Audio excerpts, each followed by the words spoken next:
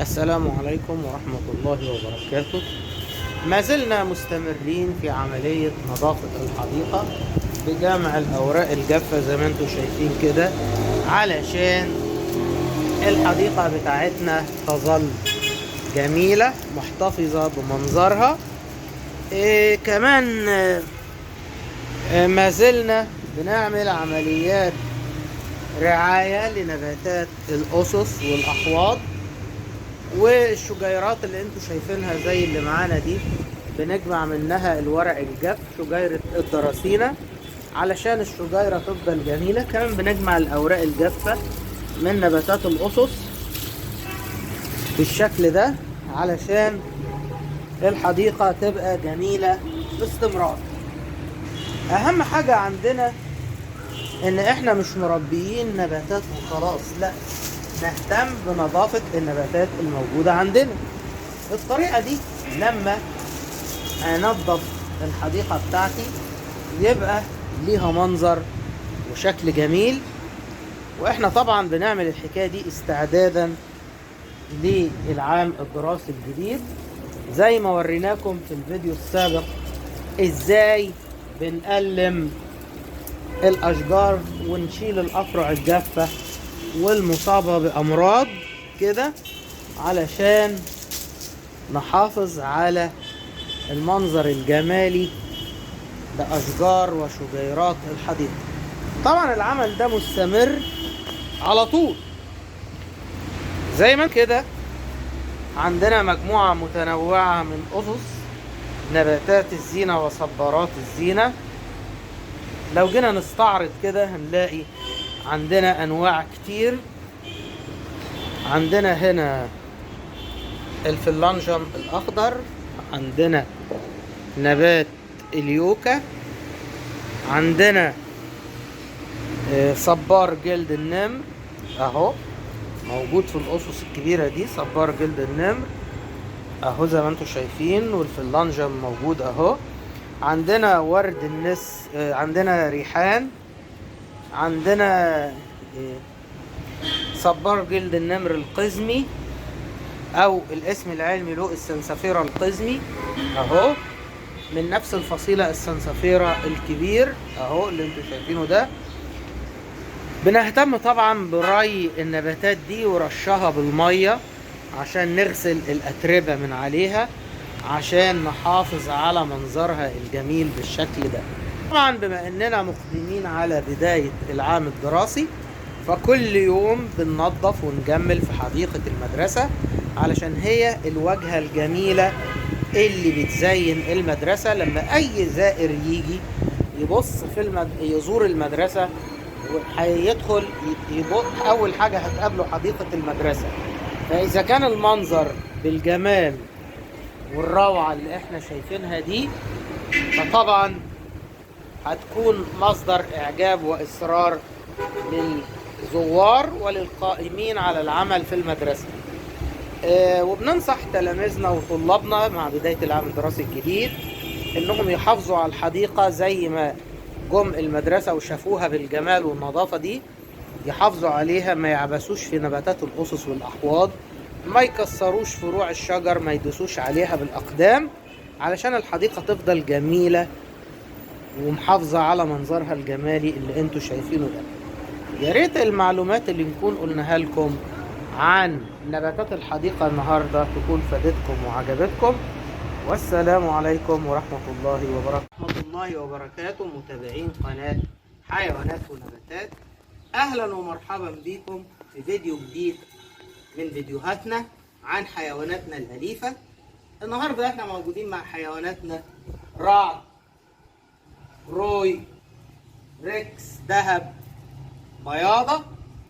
الحيوانات دي لازم نراعي فيها ربنا، نأكلها ونشربها، وخصوصا في الحر اللي احنا فيه ده. ما تجيبليش حيوانات وترميها في السطوح في عز الحر وتقول ده انا مربي حيوان، لانك انت هتحاسب عليه قدام ربنا، ولازم تعلمه علشان يبقى مطيع لك. فشوفوا رعد بتاعنا مثلا، بنقول له اقعد يا رعد، ست، يروح قاعد، داون، يروح نايم. تعالى يا رعد قوم، خد تعالى قوم، يقوم جاي. نقول له ست، يروح قاعد، سلم يقوم مسلم. نفس الحكايه بياضه، اقعدي يا بياضه تروح قاعده، سلمي تروح مادة ايديها ومسلمه علينا زي ما انتم شايفين بالطريقه دي. لو انت احسنت لحيوانك، اكلته وشربته واعتنيت بيه، اكيد الحيوان بتاعك هيحبك. تعالى يا رعد، تعالى هنا، هيحبك وهيفضل يسمع كلامك على طول. تعالى يا رعد هنا، خد، تعالى. هيفضل يحبك ويسمع كلامك بالطريقه اللي انت شايفها دي.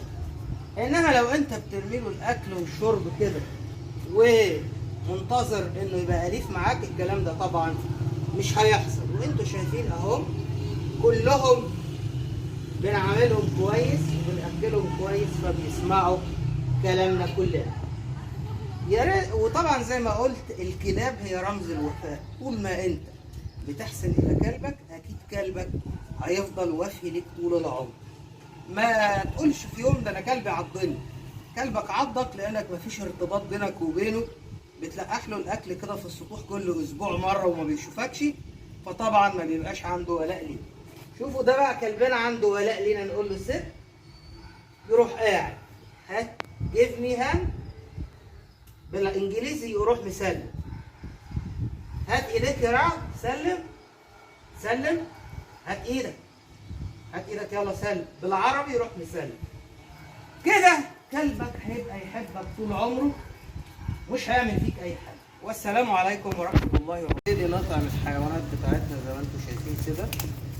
كل مره بنأكلهم كل واحد زي الثاني بالظبط، مفيش واحد ياكل اكتر من الثاني.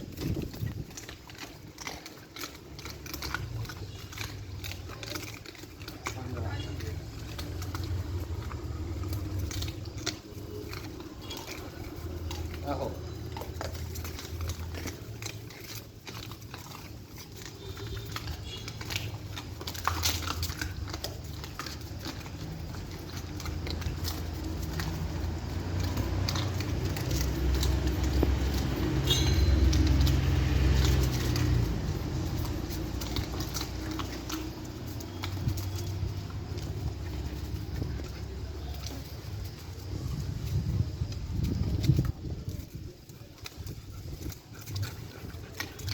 جايبين لهم زي ما انتم شايفين كده. ساعات بنجيب لهم فراخ، وساعات بنجيب روس فراخ، وساعات بنجيب روس ورجولة فراخ. الناس اللي بيقولوا ان الكلاب لو اكلت الاكل ني يتسعروا، لا طبعا، لان السعار ده ميكروب بيصيب الكلاب لو اتنقل لهم من حيوانات مصابة. ملوش دعوة ابدا بان الكلب بياكل ني او بياكل مستوي. اهو زي ما انتم شايفين كده، قاعدين ناكلهم، بنوزع الاكل عليهم بالتساوي زي ما انتم شايفين كده. مفيش كلب بياكل اكتر من التاني.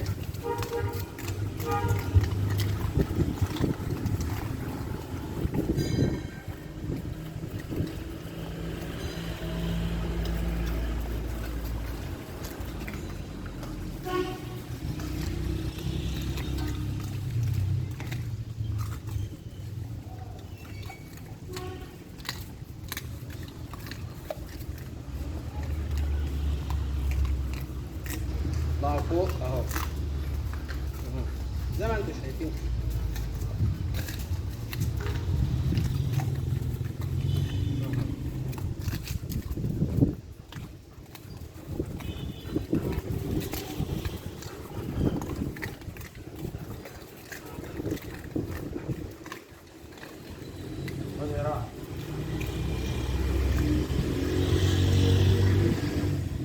بالظبط كده كل واحد بنأكله،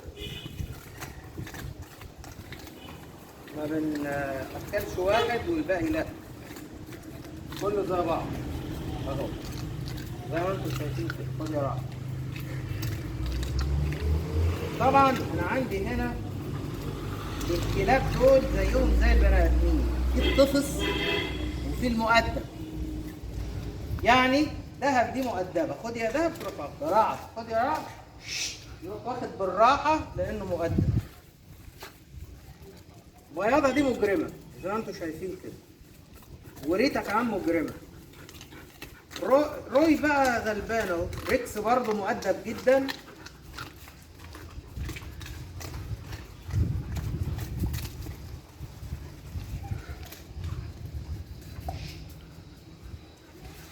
ريكس في منتهى الادب، ما بيخطفش،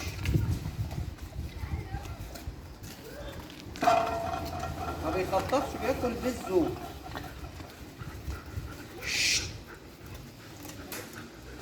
طبعا ما بنأكلش واحد اكتر من الثاني، الاثنين بياكلوا كلهم بياكلوا زي بعض، عشان ما ينفعش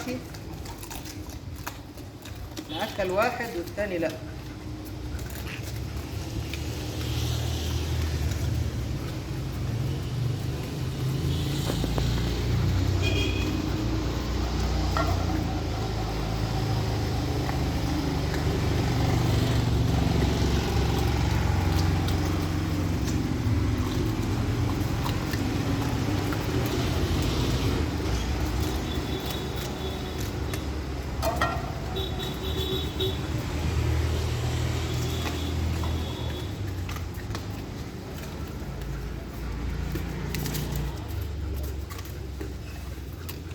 زي ما انتم شايفين كده كله ياكل بالظبط.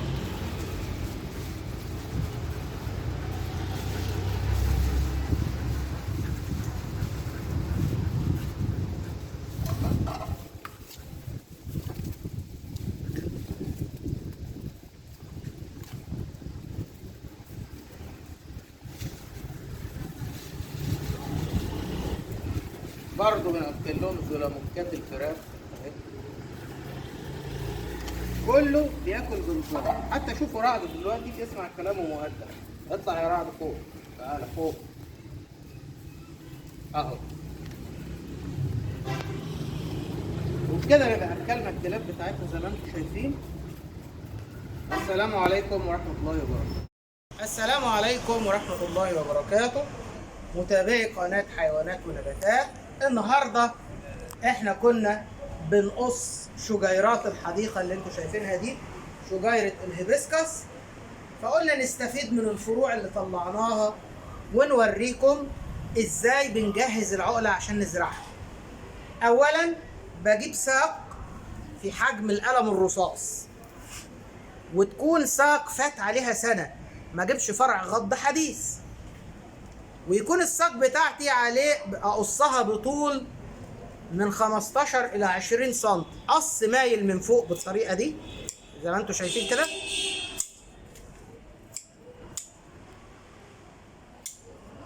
قص مايل من فوق. واحد يقول لي الله انت ليه بتعمل قص مايل من فوق كده وقص مساوي من تحت كده؟ اقول له عشان احدد طرفي العقل، العلوي فين والسفلي فين، لان لو ما عملتش كده وزرعتها مقلوبه مش هتطلع وهتموت. ولازم العقله بتاعتي يكون عليها اكتر من 4 عيون او 5. واحد يقول لي هي العين دي عباره عن ايه؟ اقول له اهي مكان اتصال الورقه بالساق. العين دي العقله بتاعتي عليها 5 عيون، بغرس 3 تحت سطح التربه عشان يطلعوا لي المجموع الجذري، و2 فوق سطح التربه عشان يطلعوا لي المجموع الخضري. وبعد كده اقدر اعمل عقله و2 و3 بنفس الطريقه اهو، قص مايل من فوق وقص مساوي من تحت بنفس الطريقه اهو، قص مايل من فوق وقص مساوي من تحت. وبكده ابقى حصلت على مجموعه عقل نموذجيه لما ازرعها تديني كل عقله نبات جديد. ودي طريقه من طرق التكاثر الخضري اللي انا قلت لكم عليه من شويه، التكاثر باي جزء من اجزاء النبات. وببتدي اغرزها في القصيص بتاعي واسقيها بالميه مباشرة، خليك مركز هنا. وابتدي اسقيها بالميه مباشرة.